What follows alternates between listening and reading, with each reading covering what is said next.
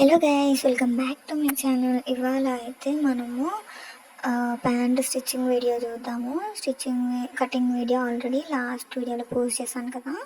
So ఇదైతే stitching video అనమాట. Cutting ఎంత ఈజీగా 5 minutesలో అయిపోతుందో స్టిచ్చింగ్ కూడా అంతేనండి. సింపుల్, అస్సలు టైమే పట్టదు, కుట్టినట్టు కూడా మీకు అనిపించదు. నేనైతే ఇక్కడ నాడ అయితే స్టిచ్ చేస్తున్నాను అనమాట. నార్మల్లీ నాడ బయట నుంచి కూడా తెచ్చుకోవచ్చు, బట్ నాకు స్టిచ్ చేస్తేనే మంచిగా అనిపిస్తుంది అనమాట. ఇదైతే కొంచెం తెగకుండా లాంగ్ లాస్టింగ్ ఉంటుంది.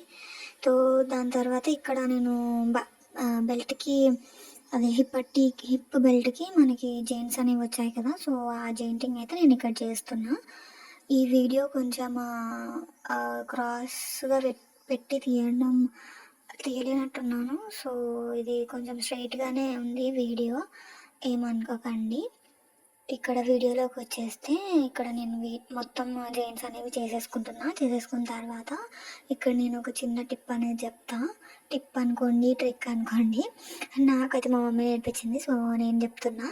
అదేంటంటే ఇక్కడ నేను అంతా చెకింగ్ చేసేసుకున్న తర్వాత అదే హిప్ బెల్ట్ సరిపోయిందా లేదా అని చెక్ చేసుకుంటున్నా. 8 inches రావాలి మనకి. కొంచెం తక్కువ వస్తుంది అనేది ఇక్కడ నేను చూసుకుంటూ పెడుతున్నా. దాని తర్వాత ఇక్కడ మనం నాడ స్టిచ్ చేసాం కదా, ఈ నాడని మళ్ళీ మనము కుట్టిన తర్వాత సేఫ్టీ పిన్తో ఇలా దూర్చడం బదులు నేను ఇలానే పెట్టేస్తాను అనమాట. ఇదే అనమాట ట్రిక్, ఏం లేదు. అంతే, అలా పెట్టేసి మిడిల్లో పెట్టేసి దాని మీద అదే నాడ మీద స్టిచ్ అనేది పడకుండా సైడ్కి వేసుకుంటూ వస్తున్నా. ఇక్కడ నాకు కోరు వచ్చిందనమాట. కోరు అంటే అదే మన బ్లౌజ్కి కానీ, మన బ్లౌజ్ పీసెస్కి కానీ, క్లాత్స్కి కానీ కొంచెం సైడ్ లాస్ట్కి కోర్ అనేది ఉంటుంది కదా, ఆ సైడ్ వచ్చింది కాబట్టి నేను ఒకటి ఫోల్డింగ్ అనేది చేసుకున్నా. దాని తర్వాత ఇక్కడ ప్యాంట్ కటింగ్ అనమాట. ప్యాంట్ కటింగ్ దగ్గర మనము టక్స్ అనేది ఇచ్చుకున్నాం కదా కింది సైడ్. అక్కడ మనము చూడండి, నేను ఇక్కడ 2 inchesకి మార్కింగ్ చేసిన కదా. దాని తర్వాత ఇక్కడ ఫోల్డ్ చేస్తే సేమ్ 1 inch దగ్గర ఇలా వచ్చేస్తుంది. కుట్టిన తర్వాత ఇలా ఉంటుంది నీట్గా. దాని తర్వాత మనము సేమ్ ఈ 2 లెగ్స్కి ఇలా ఫోల్డింగ్ అనేది చేసేసుకున్న తర్వాత అది రాంగ్ సైడ్ ఒకటి, రైట్ సైడ్ ఒకటి ఇలా పెట్టుకొని, ఇది రైట్ సైడ్ అండ్ ఇది వచ్చేసి రాంగ్ సైడ్ అనమాట. ఈ రాంగ్ సైడ్ని ఇలా మీద ప్లేస్ చేసుకొని మనము సైడ్ అనేవి ఇలా స్టిచ్చింగ్ అనేది చేసేయాలి. సేమ్ ఎలా ఉందో అలానే పెట్టేసుకొని ఇలా స్టిచ్చింగ్ అనేది చేసేసుకోవాలి. ఏం దీంట్లో మార్చిన అవసరం లేదు, స్ట్రైట్గా కుట్టడం అవసరం లేదు. సేమ్ ఇలానే 2 sides చేసేసుకున్న తర్వాత మనము రివర్స్ కూడా చేసుకోని అవసరం లేదు, అలానే సైడ్కి పెట్టేసుకోవాలి. దాని తర్వాత ఇప్పుడు మన బెల్ట్ రెడీ అయిపోయింది కదా, ఆ బెల్ట్ మీద మనం దీన్ని స్టిచ్చింగ్ అనేది చేసేసేయాలి. అంతే, సింపుల్. చెప్పాను కదా 5 minutesలో అయిపోతుందని. సో ఇక్కడి వరకు నేను చూపించాను కదా. ఇప్పుడు నేను బెల్ట్ మీద ఎలా స్టిచ్చింగ్ చేయాలనేది నేను చూపిస్తాను, చూసేయండి. ఇలా వస్తుంది మొత్తము కుట్టిన తర్వాత. ఇప్పుడు మనం హిప్ బెల్ట్ మీద ఎలా స్టిచ్ చేయాలో చూద్దాము. ఇలా కుట్టిన తర్వాత ఎలా వస్తుంది అనేది నేను చూపిస్తాను. నేను ఇక్కడ ఇలా వచ్చిందనమాట. మొత్తంకి అయితే ఇలా వచ్చింది, ఇలా వచ్చింది. దాని తర్వాత మనము హిప్ బెల్ట్కి ఇది అయితే మనం జాయిన్ చేసుకోవాలి. జాయిన్ చేసుకున్న తర్వాత సైడ్స్ ఉన్నాయి కదా, లెగ్కి సైడ్స్ ఉన్నాయి కదా, అవి కుట్టేసేయాలి. అంతే, ఒక స్టిచ్ చేసేసుకున్నామంటే ఇంకా అయిపోయినట్టే ప్యాంట్ అయితే.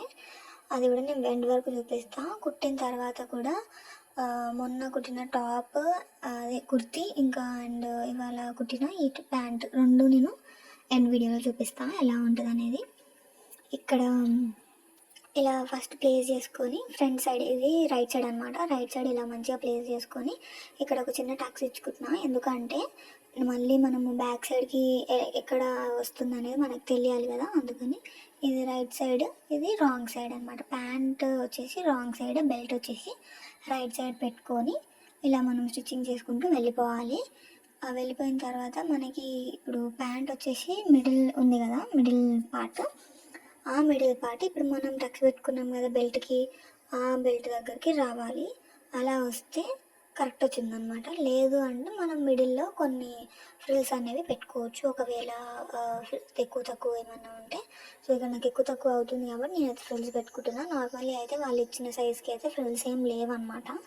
నేను కటింగ్ వీడియోలో కూడా మీకు చెప్పాను ఫ్రిల్స్ అయితే ఏం లేవని. చూసారా ఇలా వచ్చేస్తుంది సింపుల్గా, ఇలా మన ఫ్రిల్స్ పెట్టుకుంటే. అండ్ ఈ ఫ్రిల్స్ పెట్టడం కూడా మనము ఫస్ట్ ఒక సైడ్, అది ఫ్రంట్ సైడే కానీ బ్యాక్ సైడే కానీ మనము ఫ్రిల్స్ మన సైడ్ పెట్టుకున్నాము అంటే ఒక సైడ్, ఇప్పుడు నేను ఫ్రంట్ సైడ్ వచ్చేసి నా సైడ్ పెట్టుకున్నాను కదా, ఇప్పుడు ఇది బ్యాక్ సైడ్ వస్తుంది కదా ప్యాంట్. సో దీన్ని నేను నా ఆపోజిట్ సైడ్ అనేది ఫ్రిల్ అనేది పెట్టాను. ఇక్కడ మీరు గమనించండి, నేను మళ్ళీ చూపిస్తాను ఇక్కడ, ఎందుకంటే ఇప్పుడు మళ్ళీ వస్తుంది కదా ఫ్రిల్స్ అనేది, అక్కడ చూడండి మీరు. ఇప్పుడు మళ్ళీ ఇక్కడ కూడా సేమ్ అలానే ఫ్రిల్స్ అనేవి పెట్టేసుకొని డబల్ స్టిచ్ కూడా నేనైతే వేసేసుకున్నా.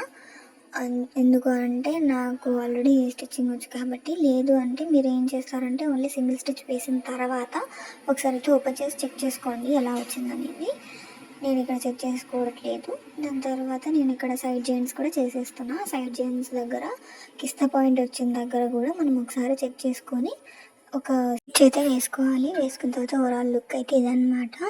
దాని తర్వాత కుర్తీ కూడా నేను చూపిస్తాను, ఇక్కడ చూసేయండి. ఇక్కడ కుర్తీ కూడా ఇలా వచ్చింది కాలర్తోని. ఈ వీడియో మీకు నచ్చినట్టయితే లైక్, షేర్ అండ్ సబ్స్క్రైబ్. మీకు ఒకవేళ యూజ్ అవుతుంది అనిపిస్తే మీ ఫ్రెండ్స్ అండ్ ఫ్యామిలీకి షేర్ చేయండి. That's all for the video. Okay, bye.